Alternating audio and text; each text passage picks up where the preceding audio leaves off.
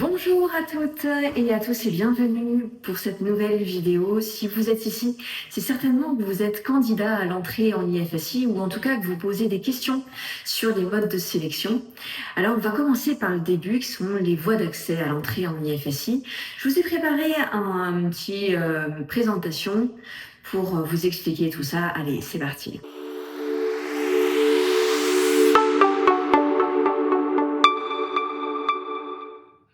Alors voilà, c'est la grande question que vous posez certainement. Quelle voie d'accès choisir pour postuler en IFSI et donc débuter vos études de formation en soins infirmiers? Alors je vais vous expliquer un petit peu comment tout ça fonctionne et comment vous repérer plus facilement. Donc, vous voulez postuler en IFSI. Il y a plusieurs possibilités. La première, c'est vous avez un bac ou un DAU, vous êtes lycéen et donc à partir de ce moment-là, eh bien, vous allez pouvoir postuler en IFSI via Parcoursup. Vous savez, Parcoursup, c'est la plateforme d'accès à l'enseignement supérieur et les IFSI, comme toutes les formations de niveau universitaire, eh bien, sont référencées sur Parcoursup.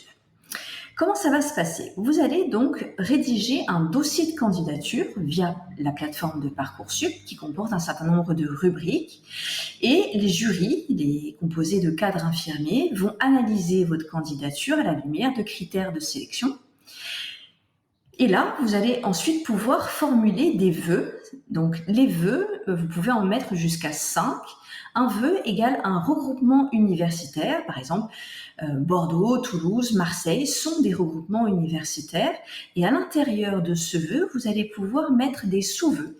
Le cas particulier en IFSI, c'est que les sous-vœux sont illimités. Et donc, vous allez pouvoir mettre autant d'écoles que vous le souhaitez dans chacun de vos vœux et formuler donc jusqu'à 5 vœux, ce qui va vous permettre de postuler dans plein d'écoles différentes en fonction de vos préférences et de vos possibilités. Deuxième choix, pour postuler en IFSI, c'est que vous avez au moins 3 ans d'expérience professionnelle.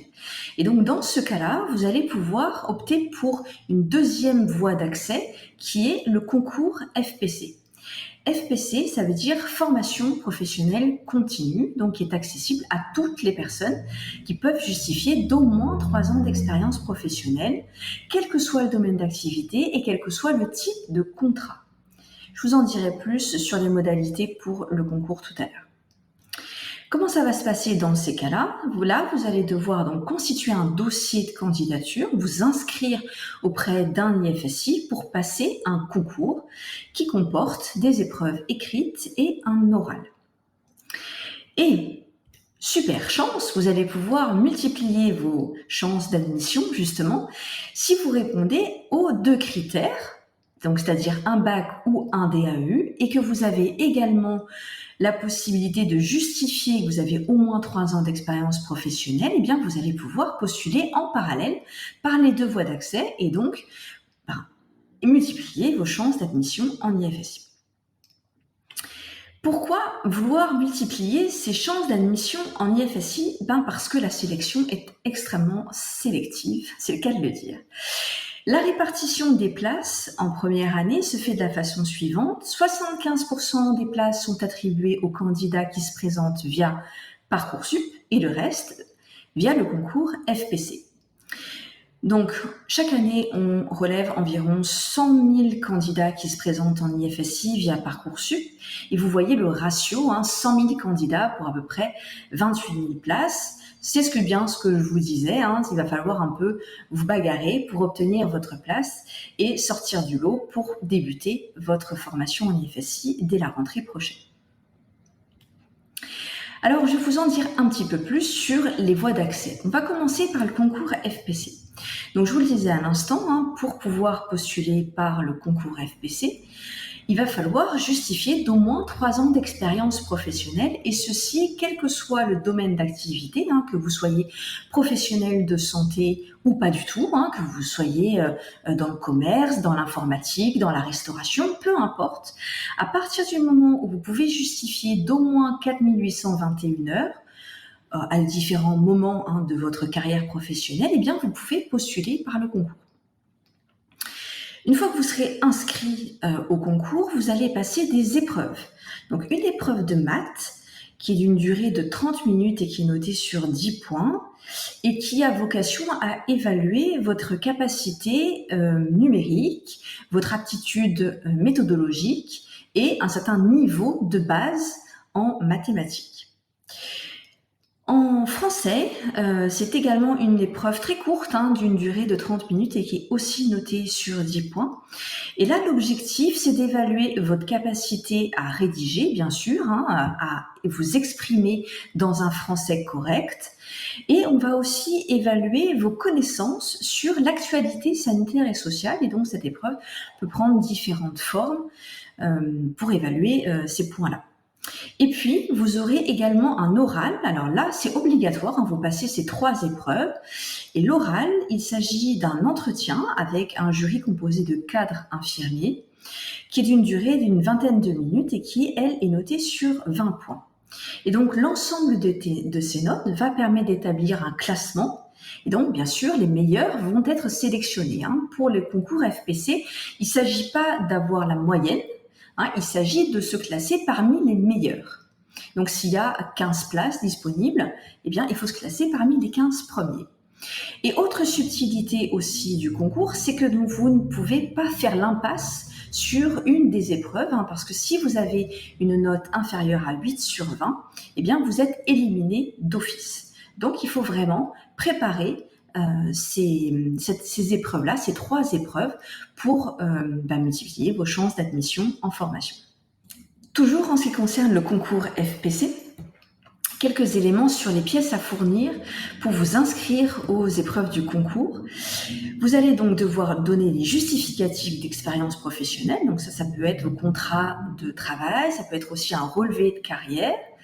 On va également vous demander vos diplômes, vos attestations de formation, une pièce d'identité, bien sûr, le CV et la lettre de motivation qui vont servir de base au jury pour conduire l'épreuve d'oral.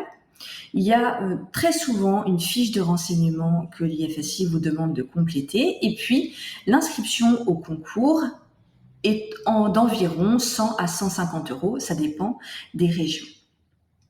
Mais surtout, le meilleur conseil que je peux vous donner pour ça, c'est de respecter attentivement toutes les consignes qui vont vous être données à l'IFSI pour vous inscrire aux épreuves du concours. En ce qui concerne Parcoursup, là, les conditions pour postuler, on l'a dit tout à l'heure, c'est qu'il faut être donc titulaire d'un bac ou d'un DEU ou alors en préparation de ces diplômes, par exemple si vous êtes lycéen. Et ceci, quelle que soit la filière ou l'année d'obtention. Si vous avez un bac technologique, professionnel, général d'il y a 5 ans ou d'il y a 20 ans, vous pouvez postuler par Parcoursup. Ça, c'est souvent une information qui est pas toujours bien comprise par les candidats. Donc, soyez assurés que, quelle que soit l'année d'obtention, vous pouvez postuler par Parcoursup à partir du moment où vous êtes bachelier ou titulaire d'un DAE. Et là, le mode de sélection va être complètement différent puisqu'il s'agit d'une sélection qui va se faire uniquement sur dossier. Donc, vous allez remplir un certain nombre d'éléments via la plateforme Parcoursup et votre candidature va être étudiée par les jurys. Sur Parcoursup, il y a 2 éléments à prendre en compte. C'est que votre candidature est anonyme et qu'elle est étudiée une seule fois par regroupement universitaire. Donc là aussi, faites des bons choix. Préparez-vous assidûment à la prochaine sélection. Si vous avez des questions, bien sûr, nous sommes là pour vous aider. Contactez-nous par téléphone, par mail. Allez visiter notre site internet.